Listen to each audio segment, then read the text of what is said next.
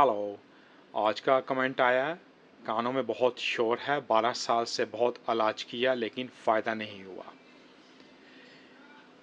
कानों के अंदर शोर आना या कानों के अंदर घंटी की आवाज़ आना, रिंगिंग होना, इसको हम कॉल करते हैं टेनिनाइटिस या टेनिटिस बोलते हैं। इसका क्या कारण होता है कि आपके जो कान के अंदर जो आपका हेयर सेल होता है वो डैमेज हो जाता है। उस वजह से आपको ये कानों के अंदर शोर आना या बेल का आवाज़ आना, ये इसके सिम्टम्स होते हैं। इसको रिपेयर करना थोड़ा कॉम्प्लिकेट है, इसको रिपेयर नहीं कर सकते आप, इसके सिम्टम्स को बेटर कर सकते हैं।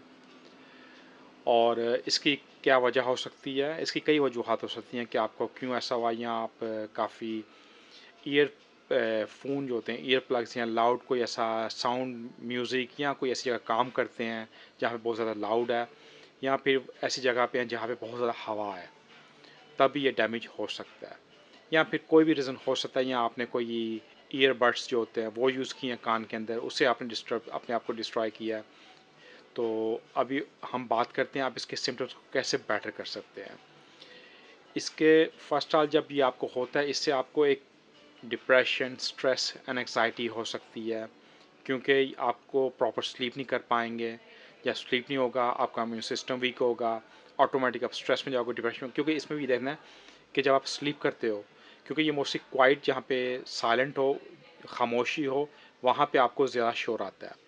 सम टाइम ये भी हो सकता है कि आप जब सोए होते हो, आप एकदम उठ जाते हो शोर की वजह से, या फिर आपको डिफ़िकल्ट होता है सोने के लिए शोर की वजह से।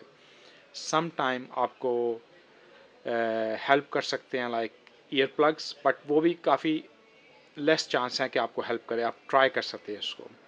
या फिर कुछ ड्रॉप्स होते हैं, वो भी आपको थोड़ी बहुत हेल्प करते हैं, ईयर ड्रॉप्स जिसको जिसको टेनिटी ड्रॉप्स बोलते हैं, वो भी आपको हेल्प करते हैं, मगर आपके इसको क्योर नहीं करेंगे।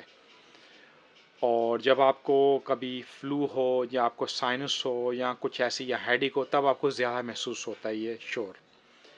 आप और इसका इलाज एक्चुअली मार्केट के अंदर बहुत सा सप्लीमेंट है, वो सब ब्लेम करते हैं जिस के वो यूज़ करेंगे उससे आपको बेटर होगा। जो मैं समझता हूँ, आपको सप्लीमेंट की बजाय आप लाइक विटामिन B6 लें, लाइक वैलेरियान ले लें, और जिंको बिलोबा। ये 3 चीज़ें आप कंटिन्यू यूज़ करते रहें, इससे आपके सिम्टम्स बेटर होंगे, जिसमें आप थोड़ा बेटर फील कर पाएंगे।